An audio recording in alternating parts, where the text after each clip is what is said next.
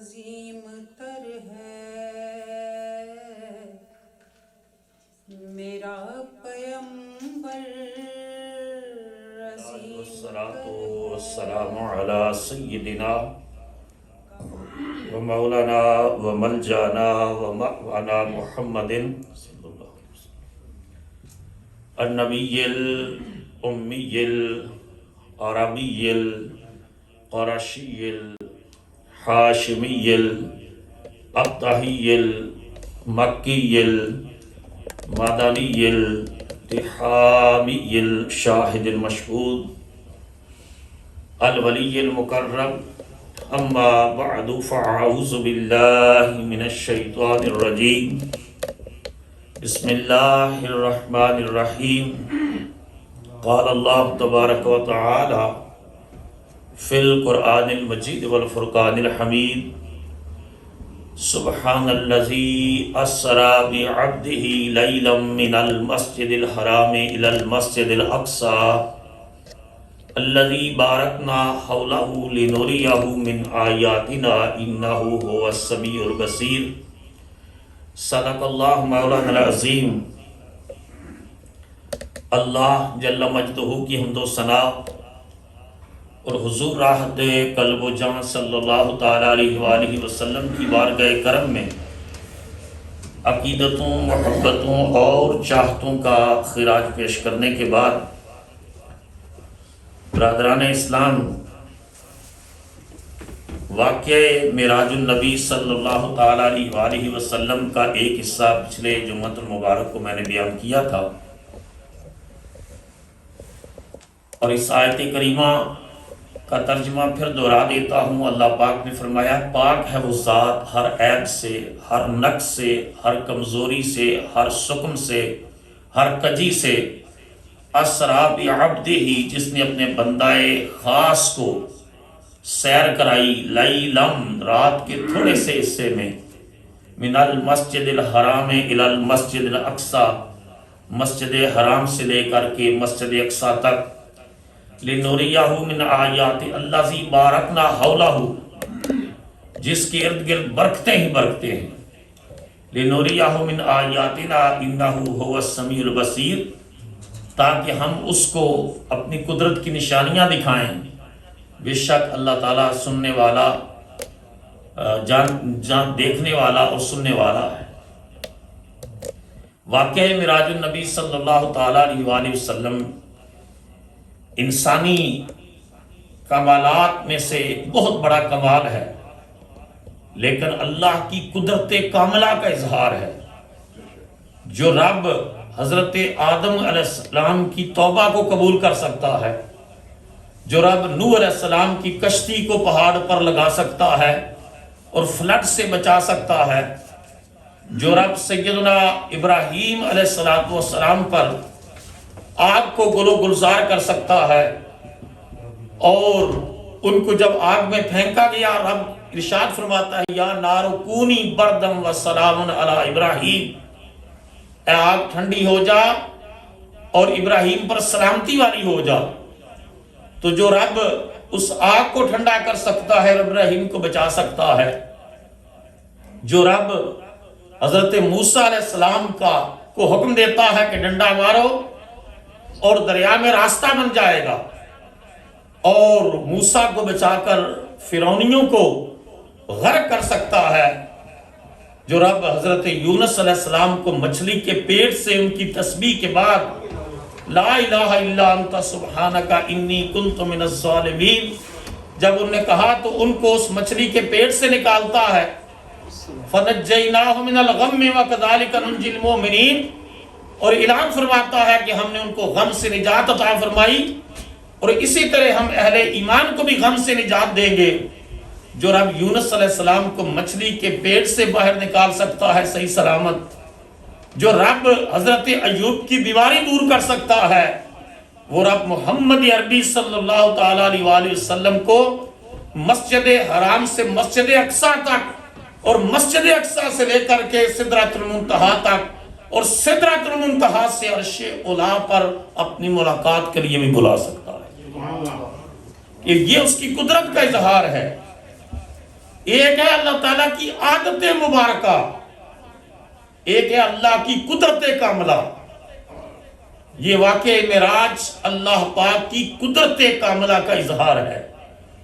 حضور علیہ الصلوۃ والسلام نے خود ارشاد فرمایا کہ میں، ایک روایت میں ہجر کا لفظ ہے، ایک میں حتیم ہے اور ایک میں ہے کہ ام ہانی، ان کے گھر جو ہے وہ حضور تشریف فرما تھے، اور رات کے جو حضور کے معمولات تھے ان سے فارغ ہو کر کے محو استراحت تھے۔ اب لوگ واقعہ معراج کا کس طرح انکار کر سکتے ہیں کہ اس معراج کے سفر کا حضور نے تو دعویٰ ہی نہیں کیا پہلے، بلکہ مصطفیٰ کے رب نے کہا ہے کہ میں اپنے بندہ خاص کو معراج کروایا۔ تو جب اللہ خود یہ اعلان کر رہا ہے تو واقعہ معراج کا انکار حضور کے معجزے اور کمالات کا انکار نہیں ہے، یہ خدا کی قدرت کا انکار ہے۔ اور جو لوگ یہ کہتے ہیں کہ یہ خواب میں ہوا، اگر خواب میں ہوا تو کفار مکہ اتنا ہنگامہ کھڑا نہ کرتے، کیونکہ خواب میں کوئی شخص کسی وقت کچھ بھی دیکھ سکتا ہے۔ کفار مکہ نے ہنگامہ کھڑا کیا اس بنیاد پر کہ مصطفیٰ کریم علیہ السلام نے فرمایا میں نے آج رات خدا سے ملاقات کی ہے۔ یہ بات ان کی عقل میں آنے سے جو ہے وہ قاصر تھے، وہ اس بات کو سمجھنے سے انہوں نے انکار کر دیا، مگر صدیق اکبر جیسوں نے اس وجہ سے اقرار کیا کہ انہوں نے کہا کہ مصطفیٰ کا رب جو چاہے وہ کر سکتا ہے۔ اب اس میں دو قسم کی سوچ اور فکر واضح ہوتی ہے۔ ابو جہل سیدنا صدیق اکبر کے پاس جاتا ہے اور جا کر کہتا ہے کہ اے ابو بکر، آج تمہارے دوست نے عجیب دعویٰ کر دیا ہے۔ پوچھا کیا؟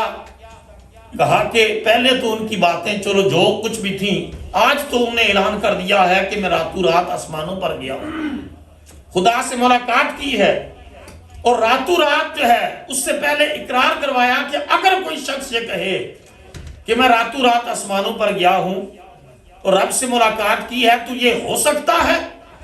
آپ نے فرمایا یہ تو نہیں ہو سکتا۔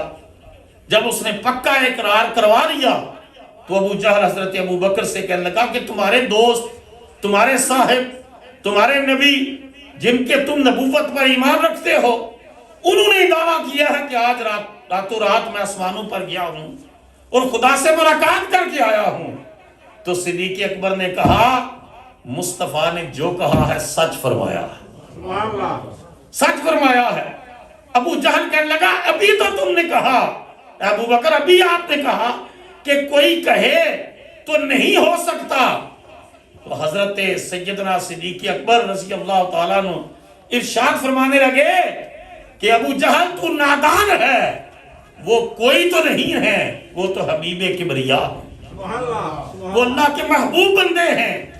اللہ تعالیٰ اپنے محبوب کو رات کے تھوڑے سے حصے میں عرش اولی پر بلا کر اپنی ملاقات کروا سکتا ہے۔ اقبال کہتے تھے خیمہ افلاک کا ایستادہ اسی نام سے ہے۔ ایستادہ کہتے ہیں کھڑا ہونے کو۔ خیمہ افلاک کا یہ جو چرخ نیلی فام ہے، جو آسمان کا خیمہ ہے نا، ہمارے سروں کے اوپر آسمان کا خیمہ، اقبال کہتے ہیں خیمہ افلاک کا ایستادہ اسی نام سے ہے کہ جو افلاک کا خیمہ ہے آسمانوں کا، یہ رسول اللہ کے نام کے صدقے کھڑا ہے۔ اقبال کہتے ہیں خیمہ افلاک کا ایستادہ اسی نام سے ہے، نبض ہستی تپش امادہ اسی نام سے۔ کہا کائنات کی نبض چل رہی ہے تو نام مصطفیٰ کا صدقہ چل رہی ہے۔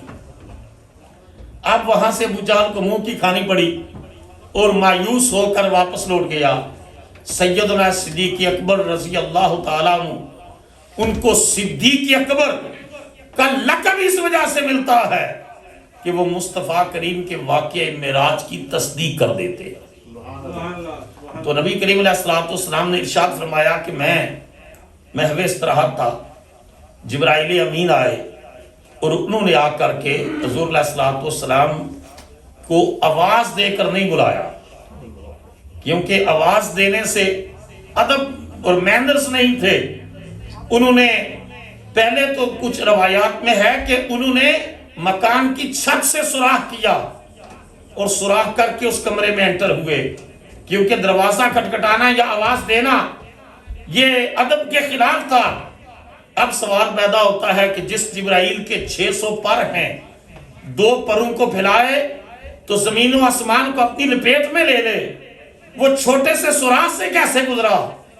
اس کا جواب عشق دیتا ہے کہ تیری منزل تک پہنچنا آسان نہ تھا، سرحد عقل سے گزرے تو یہاں تک پہنچے، کہ یہاں اپنے آپ کو اتنا سکیڑا، اتنا سمیٹا کہ فرشتوں کا اور نوریوں کا سردار ہو کر، آسمان کے ملائکہ کا سردار ہو کر بھی اپنے آپ کو مٹا کر در مصطفیٰ تک پہنچا ہے تو رسائی ہوئی ہے۔ اور پھر آواز بھی نہیں دی، کیونکہ کچھ نادان بدو رسول اللہ صلی اللہ علیہ وسلم کو آ کر حجرے کے باہر سے آواز دے کر کہتے ہیں کہ اے محمد صلی اللہ علیہ وسلم باہر نکلیے، ہماری بات سنیے۔ اللہ تعالیٰ کو ان بدوؤں کا یہ انداز پسند نہیں آیا تھا، اور قرآن مجید میں آیت نازل کر دی، ان الذین ینادونک من وراء الحجرات اکثرهم لا یعقلون۔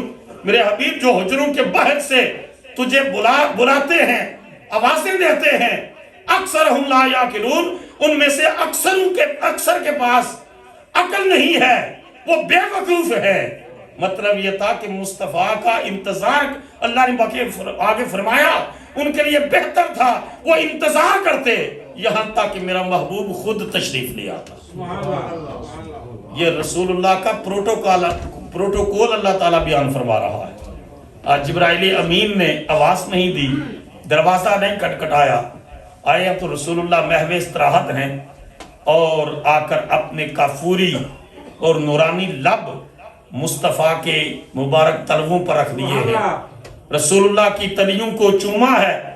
جب چوما ہے تو کسی عاشق نے کہا جبرائیل کی کیا کیفیت ہوئی ہوگی کہ نہ جنت میں پایا نہ جنت کی کلیوں میں پایا، مزہ جو محمد کی تلیوں میں پایا۔ تو اب رسول اللہ صلی اللہ علیہ وسلم کی مبارک آنکھ کھلی تو کہا کہ اللہ پاک کی طرف سے بلاوا ہے۔ نبی کریم علیہ السلام کا سینہ مبارک چاک کیا گیا۔ آج ہارٹ سرجری اس دور میں ہوئی ہے، آج سے 1500 سال قبل ہارٹ سرجری کے ڈاکٹر جو ہے، اور لوگ شک صدر کا بھی انکار کرتے تھے کہ دل کو نکال کر باہر رکھ دیتے ہیں اور سارا پروسیس۔ تو رسول کریم علیہ السلام کا جو ہے وہ 4 مرتبہ شک صدر ہوا۔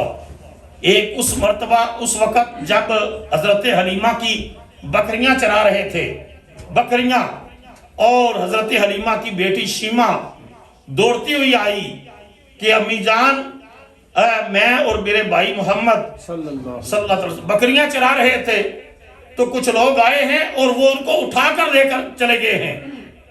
تو حضرت حلیمہ دوڑی کیونکہ امانت تھی ان کے پاس، دوڑی جا کر دیکھا کہیں نظر نہیں آئے، پھر آگے گئی تو پہاڑ کی چوٹی پر محمد تشریف فرما۔ بچپن میں چائلڈہڈ میں جو بچے جن چیزوں کی طرف ان کا انکلائنیشن ہو جاتا ہے، رجحان ہو جاتا ہے، اس سے بچانے کے لیے اللہ پاک نے اس وقت رسول اللہ صلی اللہ علیہ وسلم کا شک صدر کر کے انوار و تجلیات ربانی سے بھر دیا تھا۔ پھر نبی کریم علیہ السلام جب جو ہے وہ جوانی کی دہلیز پر پہنچے تو شک صدر ہوا۔ پھر جب قرآن مجید کو اس امانت کو رسول اللہ صلی اللہ علیہ وسلم کے مبارک دل میں رکھنا تھا، اس وقت شک صدر ہوا۔ اور اب چوتھی بار رسول اللہ صلی اللہ علیہ وسلم کا شک صدر ہوتا ہے تاکہ خدا کے جلووں کو دیکھنے کے قابل ہو جائے۔ اب نبی کریم علیہ السلام نے فرمایا کہ زمزم سے میرے سینہ مبارک کو چاک کر کے دھویا گیا۔ اس کے بعد براق جو ہے وہ سواری، حضور نے فرمایا کہ گدھے سے تھوڑا سا بڑا اور خچر سے چھوٹا، براق یہ برق سے ہے، اور برق بجلی کو کہتے ہیں، انگریزی میں اس کو الیکٹرکسٹی کہتے ہیں۔ تو اب آپ دیکھیں کہ وہ روشنیوں کا مجموعہ جس پر رسول اللہ سوار ہونے لگے تو اس نے تھوڑی سی شوخی کی تو جبرائیل نے کہا اے براق شوخی نہ کر، تجھے اندازہ نہیں ہے کہ ساری کائنات میں اللہ کے بعد سب سے عزت والے محمد ہیں صلی اللہ علیہ وسلم۔ یہ جملہ کہنے کی دیر تھی جبرائیل کی کہ براق پسینے سے شرابور ہو گیا. نبی کریم علیہ الصلوۃ والسلام اس کے اوپر سوار ہوئے، اور جب سوار ہوئے تو رسول کریم علیہ الصلوۃ والسلام نے فرمایا اس کی تیز رفتاری کا یہ عالم تھا، جہاں تک انسان کی نگاہ دیکھ سکتی ہے وہاں تک میری سواری براق کا پہلا قدم جاتا تھا. جہاں تک انسان کی نگاہ دیکھ سکتی ہے. آپ دیکھیں کہ زمین پر کھڑے ہو کر آپ آسمان کو دیکھ لیتے ہیں، تو جہاں تک نگاہ دیکھ سکتی ہے میری سواری کا. اور آج جو ہے وہ الیکٹرکسٹی کی رفتار آپ کے سامنے ہے، کتنی رفتار ہے اس کی. اور رسول اللہ صلی اللہ علیہ وسلم کی سواری براق ہے، برق نہیں ہے، براق ہے. اب نبی کریم علیہ الصلوۃ والسلام نے ارشاد فرمایا کہ راستے میں میرے سامنے 2 پیالے پیش کیے گئے، ایک میں شراب تھا، دوسرے میں دودھ تھا، اور مجھے کہا گیا کہ ان پیالوں میں سے ایک پیالہ لے لیں. تو نبی کریم علیہ الصلوۃ والسلام نے دودھ والا پیالہ پسند فرمایا. جب دودھ والا پیالہ پسند فرمایا تو جبرائیل امین نے کہا الحمدللہ الذی ہداک للفطرۃ، ساری تعریفیں اس رب کے لیے ہیں جس نے آپ کو فطرت سلیمہ کے لیے چن لیا. اگر آپ دوسرے پیالے کو پسند کرتے تو آپ کی امت گمراہ ہو جاتی. آپ نے فطرت کو پسند کیا ہے جس میں مطلب یہ تھا کہ مصطفیٰ کی امت ہدایت پر قائم رہے. اسی وجہ سے کر کے رسول خدا صلی اللہ علیہ وسلم نے فرمایا کہ جنت میں جنتیوں کی 120 صفیں ہوں گی. بولو کتنی؟ 120 صفیں. فرمایا 80 صفیں غلامان مصطفیٰ کی ہوں گی. 80 صفیں غلامان مصطفیٰ کی ہوں گی. یہ میں جب یہ روایت پڑھتا ہوں تو سوچتا ہوں کہ ہمارے عمل تو اس قابل نہیں ہے. تو اللہ مصطفیٰ کی رحمت کا صدقہ ہماری بخشش فرمائے. نور آنکھوں میں اور چہروں پہ اجالے ہوں گے، نور آنکھوں میں اور چہروں پہ اجالے ہوں گے، مصطفیٰ والوں کے انداز نرالے ہوں گے. اب نبی پاک علیہ الصلوۃ والسلام نے دودھ کو پسند کیا. حضور علیہ الصلوۃ والسلام نے ارشاد فرمایا کہ ایک مقام آیا، جبرائیل نے کہا یہاں اتریے اور نفل پڑھیے. تو میں نے پوچھا کہ یہ کون سی جگہ ہے؟ کہا یہ وہ شہر ہے جہاں آپ ہجرت کر کے تشریف لائیں، یعنی مدینہ طیبہ جو اس وقت یثرب تھا. وہاں کہا اتریے اور 2 نفل پڑھیے. رسول کریم علیہ الصلوۃ والسلام نے وہاں نفل ادا کیے، اور جہاں حضور نے ہجرت کے بعد جو ہے وہ ہجرت کر کے یہاں تشریف لانا تھا. اب اس کے بعد ایک مقام آیا، جبرائیل نے کہا یہاں اتریے اور 2 نفل پڑھیے. پوچھا کون سی جگہ ہے؟ کہا بیت اللحم، حضرت عیسیٰ کی ولادت کی جگہ ہے. تو پتہ چلا کہ جہاں نبی اور رسول کی ولادت ہوتی ہے وہ جگہ برکتوں والی ہوتی ہے. اب نبی کریم علیہ الصلوۃ والسلام نے فرمایا کہ جب میری سواری جا رہی تھی، لما اسری بی مررت بموسیٰ وہو قائم یصلی فی قبرہ، کہ جب میری سواری حضرت موسیٰ کی قبر کے پاس سے گزری وہ کھڑے ہو کر صلاۃ پڑھ رہے تھے. اونچا بولو سارے، کھڑے ہوا قائم یصلی فی قبرہ. اب صلاۃ کے 56 معنی ہیں، 56 معنی ہیں. صلاۃ کا معنی نماز بھی ہے کہ صلاۃ الفجر، فجر کی نماز. اللہم صلی علی محمد، اللہ مصطفیٰ پر صلاۃ بھیج. صلاۃ کا معنی درود بھی ہے. بولو صلاۃ کا معنی درود بھی ہے. صلاۃ کا معنی رحمت بھی ہے. صلاۃ کا معنی قرب بھی ہے، نزدیکی بھی ہے. الغرض 56 معنی ہے.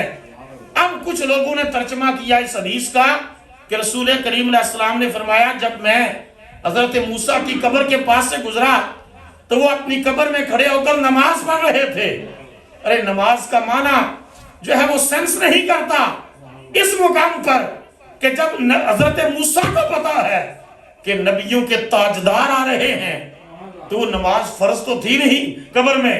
کیا وہ نفل نماز پڑھ رہے تھے کہ پتا چلے رسول اللہ آ رہے ہیں، نبیوں کے سردار آ رہے ہیں، اور انہیں فوراً نفلوں کی نیت باندھ لی ہو؟ علماء نے کہا یہاں صلاۃ کا معنی درود ہے. تو اس وقت ترجمہ یہ ہوگا کہ جب میری سواری حضرت موسیٰ کی قبر کے پاس سے گزری وہ اپنی قبر میں کھڑے ہو کر مصطفیٰ پر درود پڑھ رہے تھے. یہ جو ہم نماز کے بعد، نماز جمعہ کے بعد خاص کر کے کہتے ہیں مصطفیٰ جان رحمت پہ لاکھوں سلام، بولو سارے مصطفیٰ جان رحمت پہ لاکھوں سلام، مصطفیٰ جان رحمت پہ لاکھوں سلام، لاکھوں سلام۔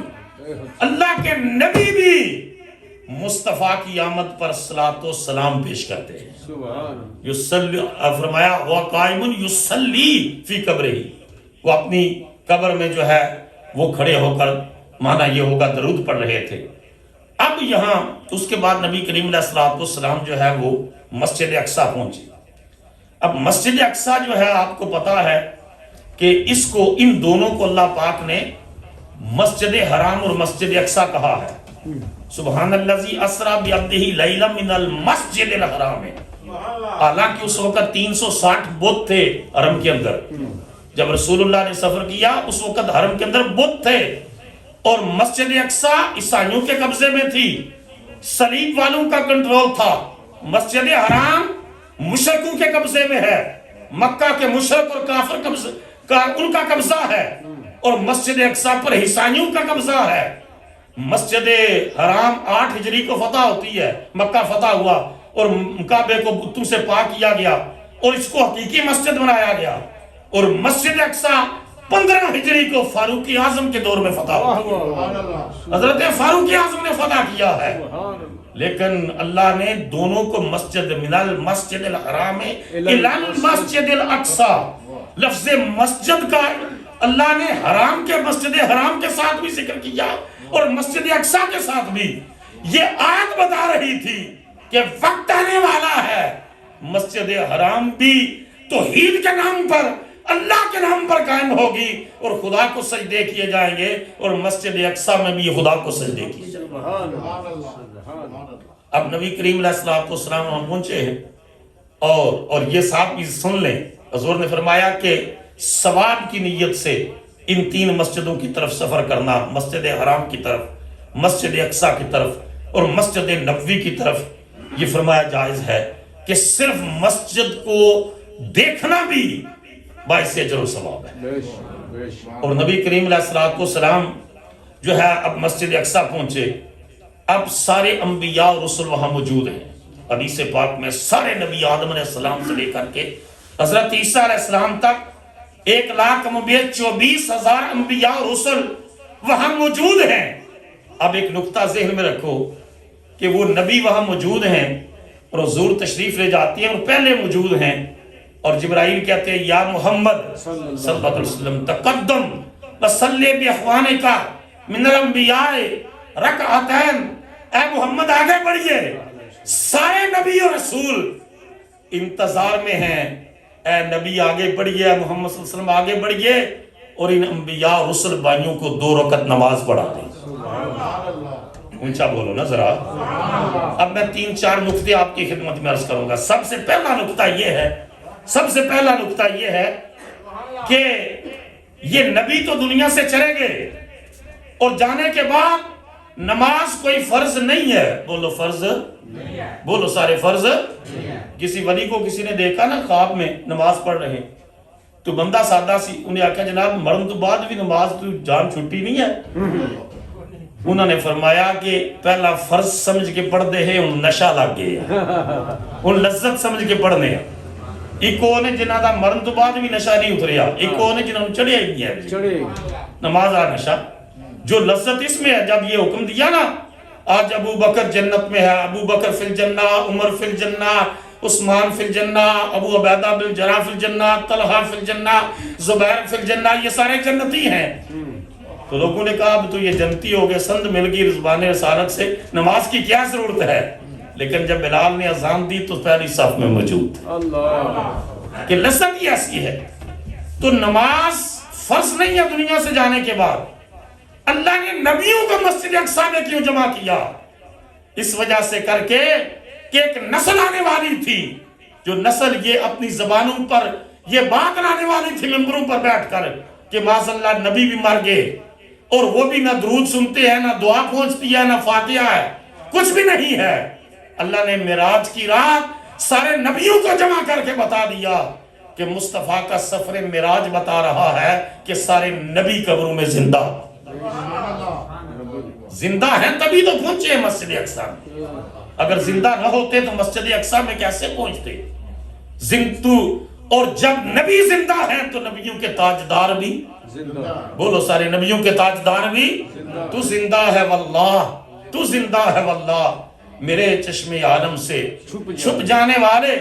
تو نبی کریم علیہ السلام مصلی امامت پر تشریف لے گئے اور پیچھے مقتدیوں میں ابراہیم علیہ السلام بھی ہیں، مقتدیوں میں موسیٰ بھی ہے، مقتدیوں میں عیسیٰ بھی ہے، مقتدیوں میں داؤد بھی ہے، مقتدیوں میں سلیمان بھی ہے، مقتدیوں میں نوح بھی ہے، مقتدیوں میں ابو البشر آدم بھی ہے۔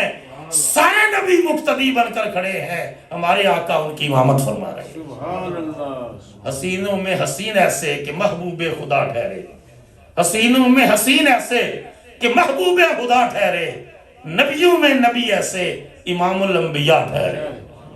نبی کریم علیہ السلام۔ اچھا، دوسرا سوال یہ پیدا ہوتا ہے کہ ابھی روایت میں نے بیان کی کہ حضرت موسیٰ اپنی قبر میں کھڑے ہو کر درود پڑھ رہے تھے رسول اللہ پر۔ بولو کیا کر رہے تھے؟ درود پڑھ رہے تھے۔ اب حدیث میں ہے کہ سارے نبی وہاں جمع ہیں۔ سر سید صاحب نے اسی طرح کی حدیثیں کٹھی کر کے سر سید احمد صاحب نے، اور انہوں نے واقعہ معراج کا انکار کر دیا اور پورا ایک تھیسس اور مقالہ لکھ دیا کہ یہ حدیثوں کے اندر کنٹراڈکشن ہے، کہ یہ حدیث ایک کہہ رہی ہے کہ مسجد وہ قبر میں صلات پڑھ رہے تھے، دوسری حدیث میں مسجد اقصی میں موجود تھے، تیسری حدیث میں حضور فرماتے میں خدا سے ملاقات کر کے آیا تو یہ چھٹے آسمان پر تھے، اور پوچھا موسیٰ نے کہ کیا لے کر آئے ہیں؟ تو میں نے کہا 50 نمازیں، تو کہا کہ واپس جائیں اللہ سے تخفیف کروائیں۔ تو انہوں نے کہا حدیثوں میں اتنا تضاد ہے، کنٹراڈکشن ہے، یہ جو ہے وہ واقع معراج کا انہوں نے انکار کر دیا۔ علماء حق نے کہا سر سید صاحب آپ عقل کے پرستار ہیں، آپ کو پتہ نہیں ہے کہ نبی پاک براق کی رفتار سے جا رہے تھے اور موسیٰ علیہ السلام نبوت کی رفتار سے جا رہے تھے، اور نبوت کی رفتار براق کی رفتار سے بھی زیادہ ہے۔ اسی وجہ سے رسول اللہ جاتے ہوئے براق سے گئے ہیں، واپسی پر نبوت کی رفتار سے آئے ہیں۔ اور اس وجہ سے کر کے جب حارثہ بن نعمان یہ کہتے ہیں کہ یا رسول اللہ میں فرش پر کھڑا ہو کر عرش کا نظارہ کر رہا ہوں، تو نبیوں کی طاقت کا عالم کیا ہوگا۔ جب سلیمان علیہ السلام کا امتی آصف بن برحیہ وہ 1500 میل دور سے ملکہ بلقیس کا تخت اٹھا کر لا سکتا ہے، قرآن کہہ رہا ہے قال الذی عنده علم من الکتاب انا آتیک بہ قبل یرتد الیک طرفک، کہا آپ آنکھ بند کریں، آنکھ کھولیں تو میں تخت اٹھا کر لے آؤں گا، اور وہ لائے، اور سلیمان علیہ السلام نے دیکھا تو کہا ھذا من فضل ربی۔ تو جب وہ امتی یہ کر سکتے ہیں ولی، تو نبیوں کی طاقت کا عالم کیا ہوگا۔ تو حضرت موسیٰ نبوت کی رفتار سے سفر کر رہے تھے، مسجد اقصی میں بھی ہیں، چھٹے آسمان پر بھی ہیں، اور رسول اللہ صلی اللہ علیہ وسلم کے ساتھ مکالمہ بھی ہوتا ہے ان کا، اور بار بار رسول اللہ کو واپس بھی بھیجتے ہیں کہ اللہ کی بارگاہ سے جا کر کے جو ہے وہ عرض کرے کہ نمازوں میں تخفیف کرے۔ تو نبی کریم علیہ السلام نے مسجد اقصی میں جو خطبہ، اس میں پھر انبیاء نے خطابات بھی کیے، خطابات کے حضرت ابراہیم علیہ السلام نے خطبہ دیا کہ ساری تعریفیں اس رب کے لیے ہے کہ جس نے مجھے خلیل اللہ بنایا۔ حضرت موسیٰ علیہ السلام نے اٹھ کر خطبہ دیا کہ ساری تعریفیں اس رب کے لیے ہیں جس نے مجھے کلیم اللہ بنایا، اللہ نے ڈائریکٹ میرے ساتھ کلام کیا۔ حضرت عیسیٰ علیہ السلام نے اٹھ کر خطبہ دیا، ساری تعریفیں اس رب کے لیے ہیں جس نے مجھے کلمۃ اللہ بنایا۔ جب سارے اپنے اپنے فضائل بیان کر چکے تو مصطفیٰ کی باری آئی، صدر انجمن کی باری آئی، انبیاء کی جو ہے وہ جماعت کے سربراہ کی باری آئی۔ رسول اللہ نے فرمایا ساری تعریفیں اس رب کے لیے ہیں جس نے مجھے حبیب اللہ بنایا۔ اللہ نے مجھے اپنا حبیب بنایا، کسی کو صفی اللہ بنایا، کسی کو خلیل اللہ بنایا، اللہ نے کسی کو کلیم اللہ بنایا، کسی کو ذبیح اللہ بنایا، کسی کو کلمت اللہ بنایا، محمد عربی کو حبیب اللہ بنایا۔ تو فرمایا اس کے لیے ہیں ساری تعریفیں جس نے مجھے اپنا حبیب بنایا۔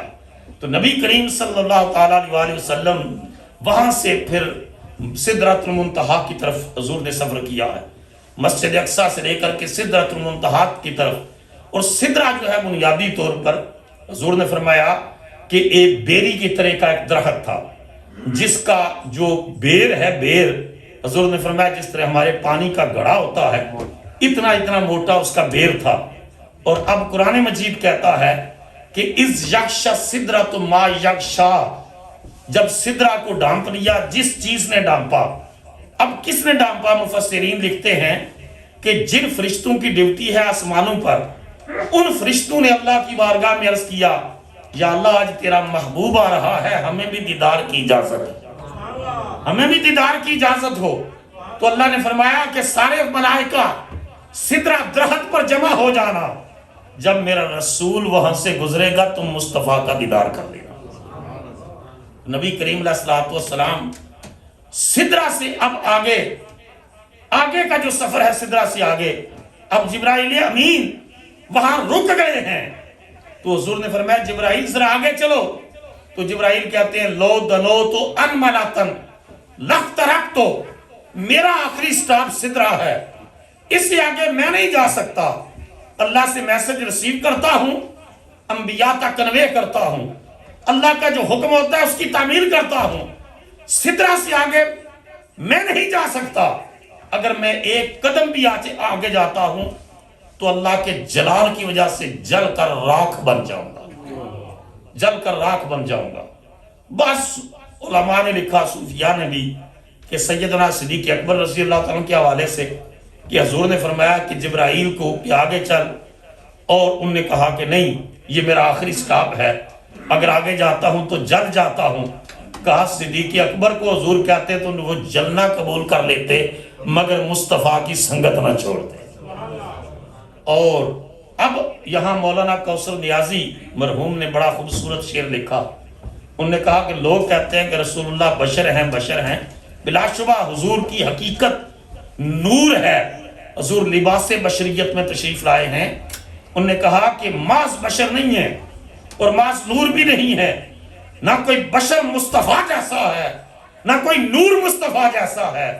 انہوں نے کہا جب حضور نے اس نوریوں کے سردار، فرشتوں کے سردار کو کہا آگے چل، اور وہ کہتا ہے میں آگے نہیں جا سکتا، تو مولانا کوثر نیازی نے لکھا ان کی عظمت کی جھلک دیکھ کے معراج کی شب، ان کی عظمت کی جھلک دیکھ کے معراج کی شب، کب سے جبریل کی خواہش ہے کہ بشر ہو جائے. انہوں نے کہا جبرائیل بھی سوچتا ہوگا میں فرشتوں کا سردار ہو کر آگے نہیں جا سکتا، محمد کیسے بشر ہیں کہ سدرہ کی سرحد سے آگے خدا کی آغوش قربت میں پہنچے. اب آپ اندازہ کیجئے کہ یہ یہاں ایسے بھی مسلک اور مکتب وجود میں آئے جن نے کہا کہ محمد صلی اللہ علیہ وسلم تو ہمارے جیسے ہیں، ان کا درجہ کتابوں میں لکھا کہ بڑے بھائی جیسا درجہ ہے، استغفر اللہ. اور مصطفیٰ کی شان یہ ہے کہ فرشتے سدرہ درخت پر مصطفیٰ کے دیدار کا انتظار کرتے ہیں، اور جبرائیل سدرہ سے آگے جا نہیں سکتے کہ آگے اللہ کے جلال کی وجہ سے کر کے آگے جا نہیں سکتے، مگر مصطفیٰ ہیں سنے جوڑے عرشاں تے چڑھ جانے والا، سنے جوڑے عرشاں تے چڑھ جانے والا. حضور کا سفر معراج انشاءاللہ بدھ کو معراج النبی صلی اللہ علیہ وسلم کا جلسہ ہوگا اس اظہار کرم اسلامک سینٹر میں، اور اس میں سدرہ سے جو آگے کا رسول اللہ صلی اللہ علیہ وسلم کا سفر ہے وہ انشاءاللہ اس میں بیان کروں گا. آپ سارے تشریف لائیں گے؟ اونچا بولیے ذرا سا. اس میں